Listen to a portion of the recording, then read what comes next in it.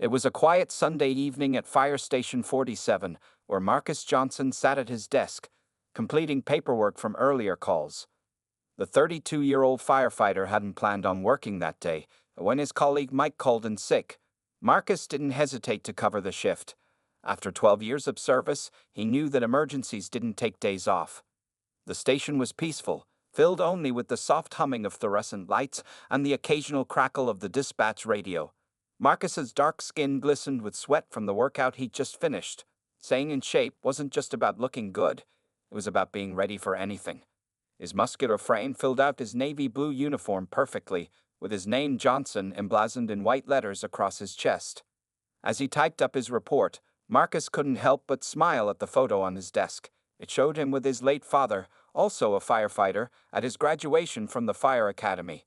"Always remember, son," his father had told him that day, "this job isn't about glory, it's about being there when people need you most." The evening shift was moving slowly. Marcus had just made himself a cup of coffee when the alarm suddenly blared through the station. The dispatcher's voice crackled over the intercom with urgency. "Structure fire reported at 1247 Pine Grove Apartments. Third floor. Possible infant trapped inside. All units respond immediately." Marcus's heart began racing as adrenaline coursed through his veins. He abandoned his untouched coffee and sprinted to his gear. Years of training kicked in as he quickly donned his protective equipment: pants, jacket, boots, and helmet. In less than a minute, the weight of the oxygen tank settled familiarly on his back as he secured it in place. Captain Rodriguez burst into the room, his face serious. "Johnson, you're leading this one. Thompson and Garcia will back you up. Reports say the mother is at work, and the babysitter made it out but couldn't reach the baby through the smoke. Time is critical." Marcus nodded, his mind already mapping out the rescue strategy. As he climbed aboard the fire engine, he could hear the wail of additional units responding from neighboring stations. The red emergency lights painted the walls of the station in rhythmic bursts as they pulled out onto the street. During the 4-minute drive to Pine Grove Apartments, Marcus mentally prepared himself. He performed numerous rescues before, but calls involving children always carried extra weight. Through the fire engine's windows, he could already see the orange glow in the evening sky and thick black smoke billowing upward. As they rounded the final corner, the scene came into full view. The 3-story apartment building was partially engulfed in flames, with the fire concentrated on the 3rd floor. A crowd of evacuated residents stood in the parking lot, many in their pajamas, watching in horror as their home burned. An hysterical young woman in her early 20s ran up to the fire engine as it stopped. "The baby's in apartment 3C, she cried out, mascara running down her face. "I'm the babysitter. I tried to go back, but the smoke, I couldn't." She dissolved into coughs. Marcus jumped down from the truck, already assessing the building's structure and the fire's spread pattern.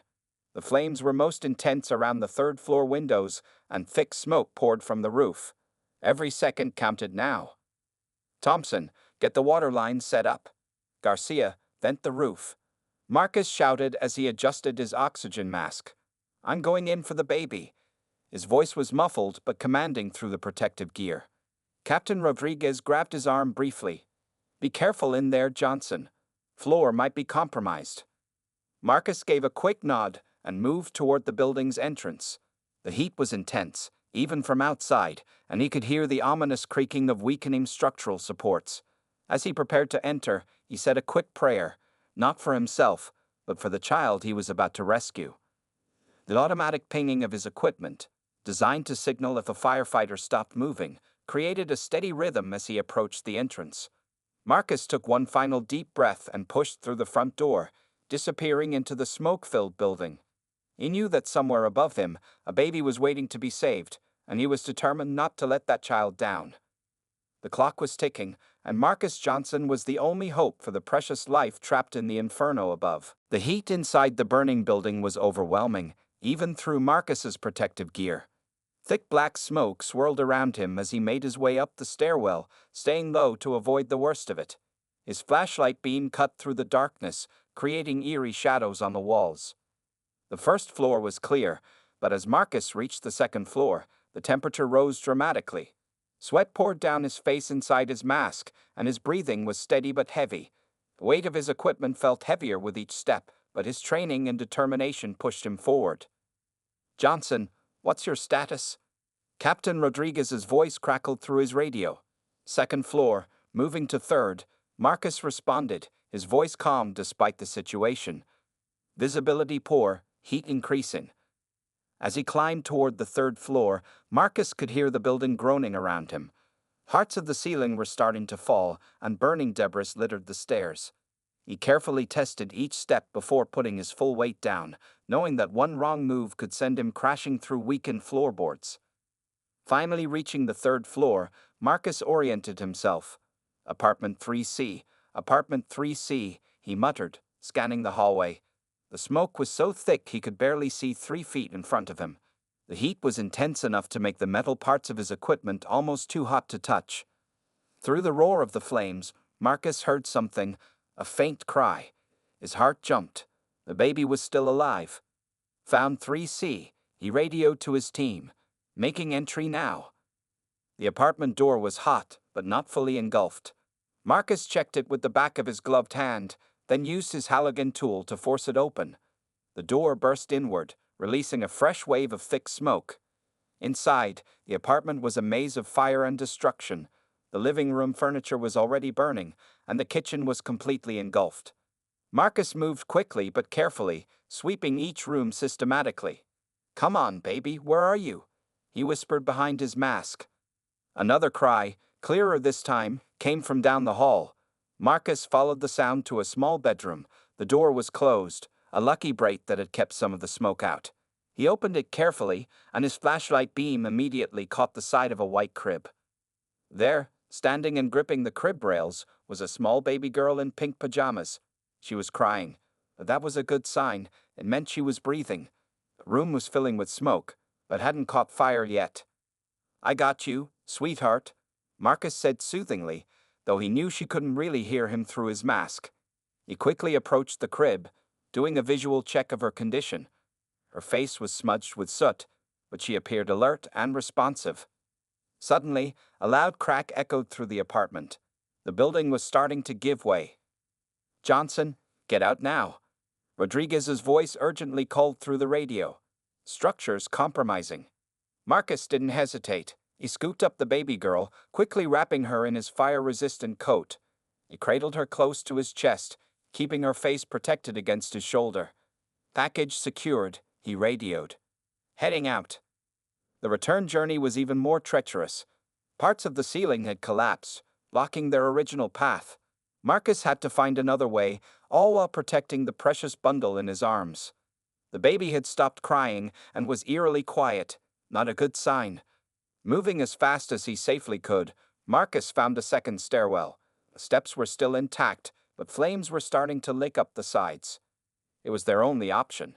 He descended quickly, counting the floors, feeling the heat intensifying around them. Finally, through the smoke, Marcus saw the faint glow of the exit sign. With a burst of energy, he pushed through the final few yards to safety. As he emerged from the building, he heard cheers and shouts from the crowd gathered outside. "I need a medic," Marcus called out, already removing his mask with one hand while keeping the baby secure with the other. The paramedics rushed forward with an oxygen mask sized for an infant. As Marcus gently handed the baby girl to the medical team, she opened her eyes and looked directly at him. Despite the soot on her face, she managed a tiny smile. In that moment, all the danger, all the fear, all the risk was worth it. The paramedics quickly checked her vitals while Marcus caught his breath, watching as they worked. The baby was alive, conscious, and breathing. A successful rescue against incredible odds. But as Marcus removed his helmet and wiped the sweat from his face, he had no idea that his greatest challenge in this situation was yet to come. The emergency room at St. Mary's Hospital buzzed with activity as medical staff worked efficiently around little Emma Barrett, the baby Marcus had rescued from the fire. The clock on the wall showed 9:45 p.m., and the fluorescent lights cast a harsh glow over the pediatric examination room. Marcus sat in the waiting area, still in his soot-stained uniform. He had insisted on following the ambulance to the hospital, something he didn't usually do after rescues. But there was something special about this case. Maybe it was the way Emma had smiled at him, or perhaps it was because she reminded him of his own niece. Dr. Patricia Chen, the pediatrician on duty, emerged from the examination room with a clipboard in hand. Her face broke into a relieved smile as she approached Marcus. "Firefighter Johnson, you did an amazing job. Emma's going to be just fine. She has minor smoke inhalation, but thanks to your quick action, there's no serious damage. She's already breathing normally." Marcus let out a breath he didn't realize he'd been holding. "Thank God," he said, running his hand over his short black hair. "What about her parents? Has anyone reached them?" "The mother is on her way," Dr. Chen replied. "She was working a late shift at the diner across town. The babysitter's been calling her nonstop since the fire started." As they spoke, local news reporters began gathering in the hospital lobby. Word had spread quickly about the dramatic rescue, and they were eager to cover the story. A young reporter named Sarah Chen, no relation to the doctor, approached Marcus with a microphone. "Firefighter Johnson, could you tell us about the rescue?" she asked, while her cameraman adjusted his equipment. "We heard you went into a building that was about to collapse." Marcus shifted uncomfortably in his chair. He never sought attention for doing his job, but Captain Rodriguez had always emphasized the importance of positive public relations for the fire department. "I was just doing what any firefighter would do," he began modestly. "The real hero is little Emma. She stayed calm, and that made the rescue possible." As Marcus recounted the events, more hospital staff gathered around to listen. The story of his bravery spread through the hospital corridors, drawing admiring glances and whispered words of praise. Even veteran nurses stopped to shake his hand. The babysitter, Jenny Martinez, sat nearby, still wrapped in a shock blanket. Her eyes were red from crying, but she had calmed down considerably. "I can't thank you enough," she said to Marcus. "I tried to reach her, but the smoke. I couldn't breathe. I thought." Her voice cracked with emotion. Marcus reached over and patted her shoulder. "You did the right thing getting out and calling 911. You gave us the exact location, and that saved precious time." Suddenly, there was a commotion at the emergency room entrance. A woman in a waitress uniform burst through the doors, her blonde hair disheveled and her face panic-stricken. "Where's my baby?" she called out. "I'm looking for Emma Barrett." The medical staff quickly directed her to Emma's room, but as she passed the waiting area, her eyes locked onto Marcus. For a brief moment, something flickered across her face, something that made Marcus's stomach tighten. He'd seen that look before, and his heart sank knowing what it usually meant. Dr. Chen, noticing nothing amiss, stepped forward with a warm smile. "Mrs. Barrett, I'm Dr. Chen. Your daughter is doing well, and it's all thanks to Firefighter Johnson here. He rescued Emma from the fire at great personal risk." Sarah Barrett's face transformed into a mask of barely concealed disgust.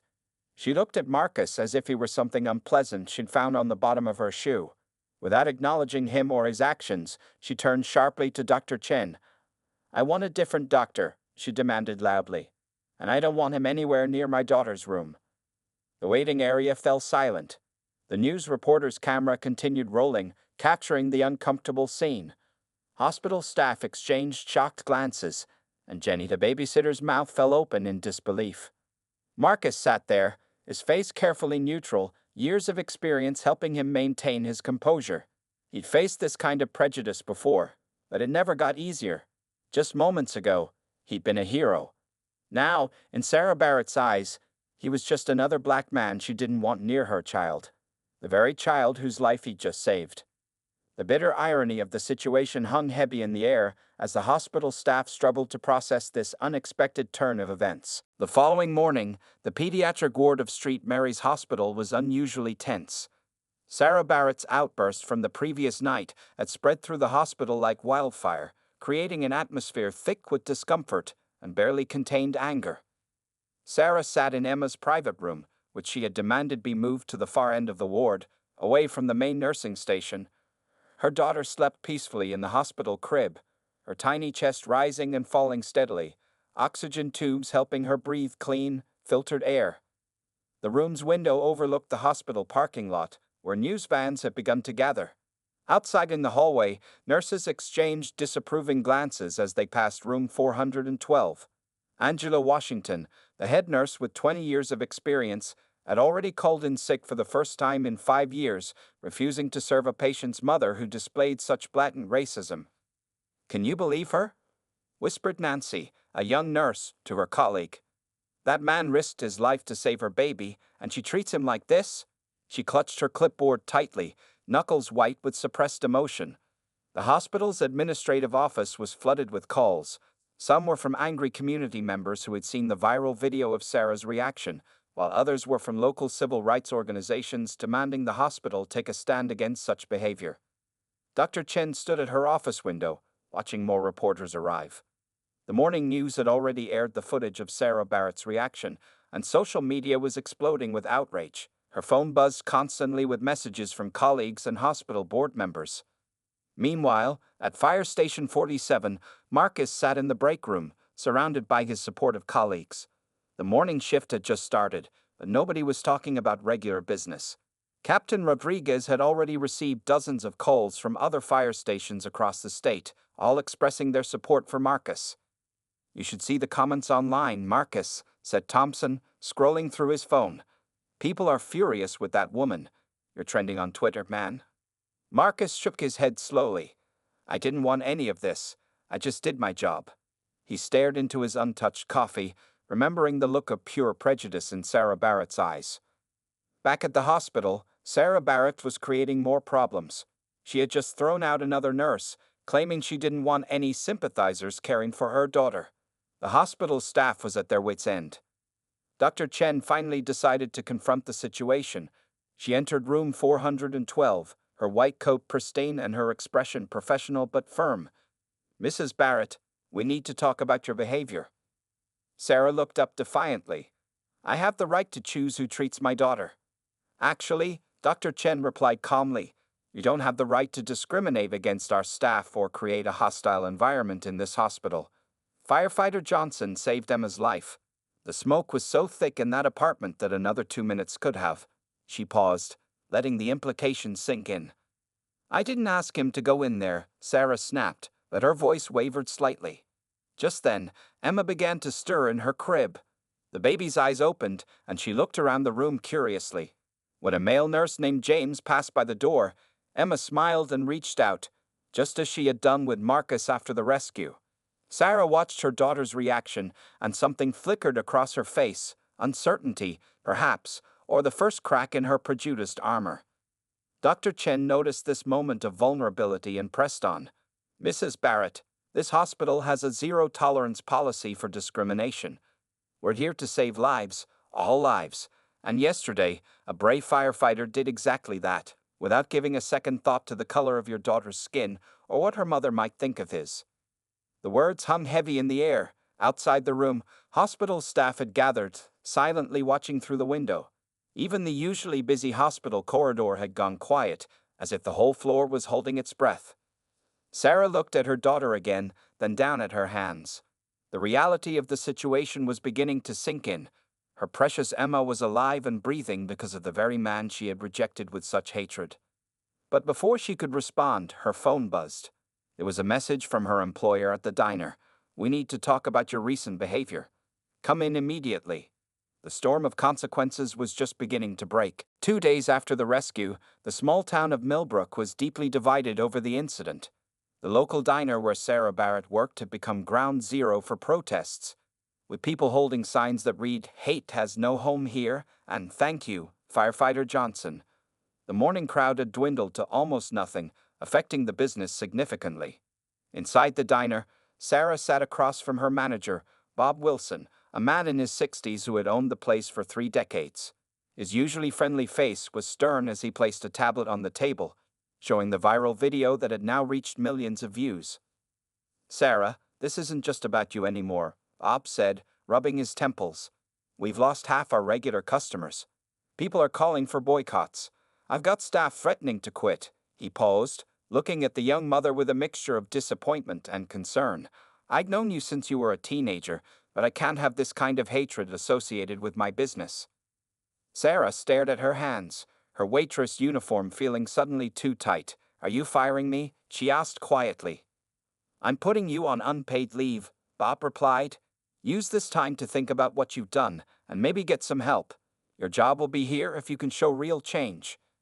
As Sarah left the diner through the back door to avoid protesters, her phone buzzed with another notification. Her social media accounts were flooded with angry messages. Even her closest friends had started distancing themselves. Meanwhile, at the local community center, Reverend James Thompson had organized an emergency town meeting. The large meeting room was packed with concerned citizens, community leaders, and local media. Marcus Johnson sat in the back row, uncomfortable with all the attention but knowing his presence was important. Reverend Thompson stood at the podium, his voice carrying authority and compassion. "What happened at St. Mary's Hospital has opened old wounds in our community," he began. "But it has also given us an opportunity to address the racism that still exists in our town." In the audience, Mrs. Henderson, Emma's elderly neighbor from the apartment building, stood up.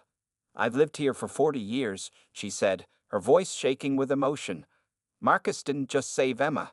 He's helped everyone in our building, regardless of their color.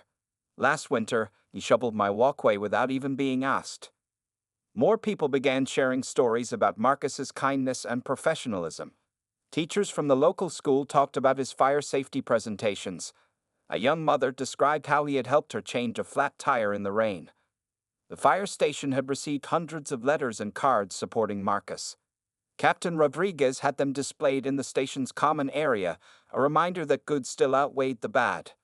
Local businesses started putting up signs in their windows. "All heroes welcome here." The town's largest employer, Millbrook Manufacturing, announced mandatory diversity training for all employees. The high school principal organized a special assembly to discuss racism and its impact on the community. At the hospital, things were changing too. Dr. Chen had implemented new policies requiring all patients and visitors to sign an anti-discrimination agreement. The hospital board fully supported her decision, making St. Mary's one of the first hospitals in the state to take such a strong stance. Sarah's story had reached national news outlets. Some defended her right to choose her child's caregivers, but most condemned her actions. Her sister in California called, crying, asking how she could have acted so horribly toward her baby's rescuer. Late that evening, as Marcus finished his shift, he found a small group of children waiting outside the fire station. They held hand-drawn pictures of him rescuing Emma from the fire. One little girl, no more than 6, with blonde hair just like Emma's, stepped forward and handed him her drawing. "My mommy says you're a real superhero," she said simply, hugging his legs before running back to her mother. Marcus looked at the crayon drawing. It showed him, colored in brown crayon, carrying a baby through orange and red flames. Above the picture, in wobbly letters, it said, "Heroes come in all colors." He carefully pinned the drawing to the station's bulletin board, next to all the other supportive messages. The incident had sparked pain and anger, but it had also awakened something in the community, a determination to do better, to be better. As Marcus headed home that evening, he noticed new faces smiling and waving at him. The town was changing, one small gesture at a time. 1 week after the incident, both Marcus Johnson and Sarah Barrett were fighting their own private battles. The media circus had begun to die down, but the emotional aftermath was far from over. Marcus sat alone in his modest apartment, staring at the walls covered with family photos and his firefighting awards. His phone had been buzzing constantly with interview requests from national news shows, all wanting to hear his story. But tonight, in the quiet of his home, the weight of everything finally caught up with him. He picked up a framed photo of his father in his firefighting uniform. "What would you have done, Dad?" he whispered. His father had faced similar prejudice during his 30 years of service, but he never let it stop him from doing his job. Marcus remembered his father's words, "Son, sometimes the hardest fires to fight are the ones burning in people's hearts." Across town, Sarah Barrett sat on her sister Jenny's couch, where she and Emma had been staying since their apartment was destroyed. Emma slept peacefully in a portable crib nearby, her breathing now completely normal thanks to Marcus's quick action. Sarah watched her daughter's chest rise and fall, each breath a reminder of the debt she could never repay and the terrible way she had behaved. The daycare called again. Jenny said, entering the room with 2 cups of tea. "They're asking you to find another facility for Emma. They said they can't risk their reputation being associated with, well, you know." Sarah's hands trembled as she took the cup. She'd lost her job, her apartment was uninhabitable, And now even Emma's daycare was rejecting them. Her world was crumbling, and she knew it was all her own doing. I don't understand, Jenny continued, sitting down beside her sister. Our own grandmother was discriminated against for being Irish. How could you do the same thing to someone else? Sarah's eyes filled with tears. I don't know, she whispered. When I saw him holding Emma, all these thoughts they just came from somewhere deep inside. Things Dad used to say. She trailed off, remembering their father's prejudiced rants at the dinner table. Meanwhile, at the fire station, Marcus was struggling with his own challenges. During a routine call that morning, he'd noticed some residents hesitating to let him help them, not because of his race, but because they were afraid of appearing racist like Sarah. The incident had created a new kind of barrier. Johnson, Captain Rodriguez called from his office. Got a minute? Marcus entered the office, noting the concern on his captain's face. What's up, Cap? The department psychologist thinks you should take some time off, Rodriguez said carefully. This whole situation has stirred up a lot of old wounds for you. Marcus started to protest, but Rodriguez held up his hand. It's not a suggestion, Marcus. You've been working nonstop since the rescue. I see how you flinch every time someone mentions that night. You need to process this. Later that evening, Marcus attended his regular boxing class at the local gym. As he hit the punching bag, each strike released a fraction of his pent-up emotions. The gym owner, an old friend named Mike, watched with concern. You're hitting harder than usual, Mike observed, holding the bag steady. Marcus paused, sweat dripping from his face. I keep thinking about my dad, he admitted. He dealt with this stuff his whole career. Never complained, never let it stop him, but I remember seeing the pain in his eyes when he thought no one was looking. Across town, Sarah sat in her first mandatory counseling session, part of the requirements for potentially returning to her job at the diner. The therapist, Dr. Martinez, listened as Sarah finally began to unpack years of inherited prejudice. My father always taught us to be afraid, Sarah explained, tears rolling down her cheeks.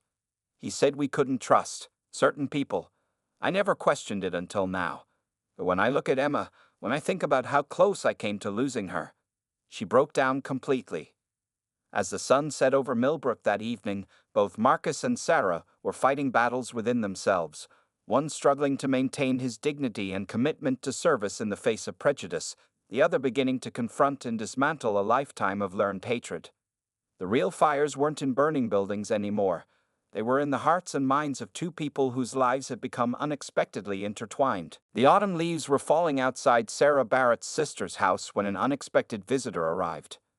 David Barrett, Sarah's 75-year-old grandfather and a Korean War veteran, stood on the porch with his weathered military cap in his hands. He had driven 6 hours after hearing about the incident on the news. Grandpa. Sarah opened the door, surprised to see him. She hadn't spoken to him since the incident, afraid of his reaction. The old man's face was stern, but his eyes held a mixture of concern and determination. We need to talk, Sarah, he said simply, stepping inside. Emma, now fully recovered, crawled toward her great-grandfather, who scooped her up with practiced ease. The old man's face softened as he held his great-granddaughter. In the living room, David Barrett sat in Jenny's old armchair, Emma playing contentedly in his lap. He looked around the room before fixing his gaze on his granddaughter. Your grandmother would be ashamed, he began, his voice heavy with emotion. Do you know why? Sarah sat silently, her eyes fixed on the floor. She had always been close to her grandfather, but now she couldn't meet his eyes. Let me tell you a story I've never shared before, David continued, adjusting his position in the chair. Korea, 1951. I was trapped in a bunker after an explosion. Couldn't move, couldn't breathe properly. The flames were getting closer. Sarah looked up, noticing how her grandfather's hands trembled slightly as he spoke. A soldier pulled me out of that bunker, he said, his voice growing quiet. Carried me through the flames on his back. His name was James Wilson, and he was a black man. David paused, letting the words sink in. The same kind of man you turned away from after he saved Emma. Sarah's eyes filled with tears as her grandfather continued. Back then, our unit was segregated. We barely spoke to each other before that day, but James didn't hesitate. He risked his life for mine, just like that firefighter did for Emma. Emma, sensing the emotional atmosphere, reached up to touch her great-grandfather's cheek. David smiled at her before turning back to Sarah. After James saved me, I had to confront everything I'd been taught to believe, he explained. Your great-grandfather, my father, was a prejudiced man. He raised me with the same hatred you showed at that hospital. But that day in Korea taught me that courage, heroism, and humanity don't have a color. Sarah began to sob quietly, her shoulders shaking. I don't know how to fix this, Grandpa, she whispered. James Wilson and I became close friends after that day, David continued. He passed away last year, but his granddaughter called me when she saw the news about you. She was heartbroken, knowing her grandfather had fought so hard to change things, only to see this happen 2 generations later. Rising from his chair with Emma in his arms, David walked to the window. Outside, children were playing in the yard, of all different races, completely unaware of the adult prejudices that could one day tear them apart. Your father, my son, he carried on the hatred that I had learned to let go, David said sadly. That was my failure. I should have spoken up more, should have challenged him. Now I see that same hatred in you, and I won't stay silent anymore. He turned to face his granddaughter. That firefighter who saved Emma, Marcus Johnson, he's no different from James Wilson. They're both heroes who saw past color to save a life. The only difference is 60 years of time that apparently hasn't taught us enough. Sarah stood up, moving to stand beside her grandfather. What do I do? She asked, her voice barely above a whisper. You start by acknowledging your mistake, David replied firmly. Then you do the hard work of changing. Not just your actions, but your heart. You owe it to Emma. You owe it to Marcus Johnson. And you owe it to James Wilson and every other hero who ever risked their life without stopping to check the color of the person they were saving. As if understanding the importance of the moment, Emma reached out and touched the medals on her great-grandfather's old military cap. David smiled at her, then looked seriously at Sarah. The question is, what kind of world do you want Emma to grow up in? One of hatred and fear, like your father taught you? Or one of understanding and gratitude, like I learned in that burning bunker? Sarah looked at her daughter, then back at her grandfather, and made her decision.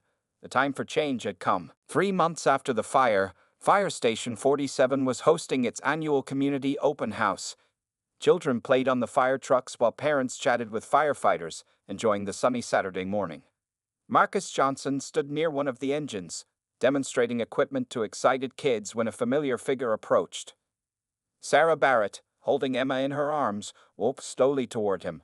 The crowd around them grew quiet, many recognizing them from the news. Emma, now 18 months old, was wearing a tiny firefighter costume, complete with a plastic helmet. Sarah had spent the last 3 months in intensive therapy, attending diversity training sessions, and volunteering at a community center in the predominantly African-American part of town. Her grandfather's words had sparked a genuine desire for change. Firefighter Johnson, she said, her voice trembling slightly. We would like to talk to you. Marcus nodded, leading them to a quieter corner of the station. Captain Rodriguez watched from a distance, ready to intervene if needed, but something told him this would be different. First, I want to apologize, Sarah began, tears forming in her eyes. What I did was horrible and inexcusable. You saved my daughter's life, and I repaid you with hatred and racism. She paused, trying to compose herself.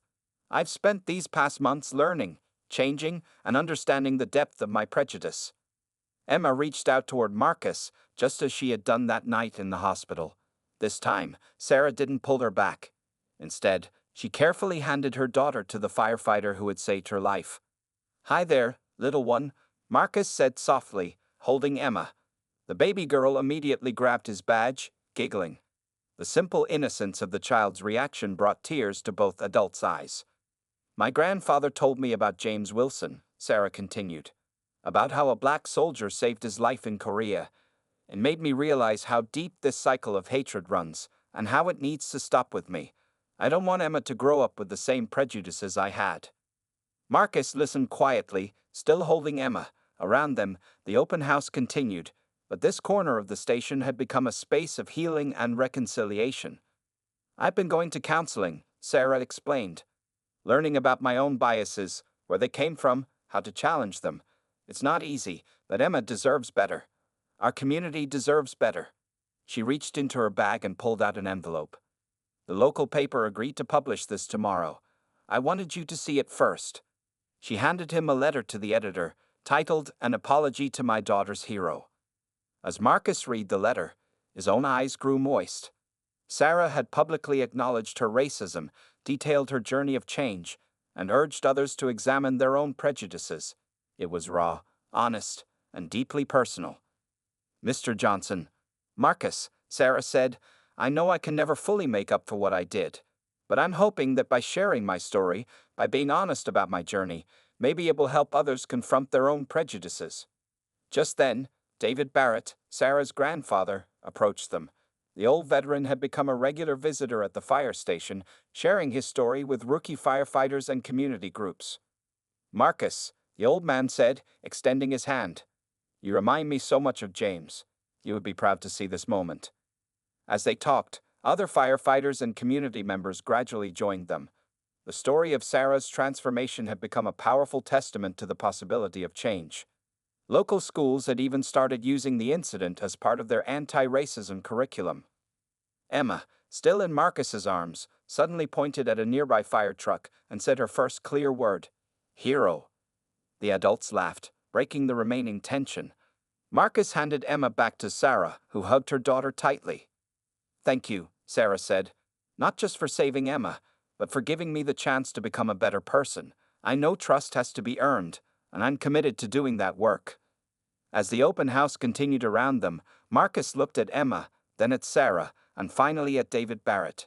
3 generations, each with their own story of confronting prejudice and choosing change. Every rescue gives us a chance to save more than just a life, Marcus said quietly. Sometimes we save futures, change hearts, and heal wounds that run deeper than any fire. The station's bell rang, signaling lunchtime.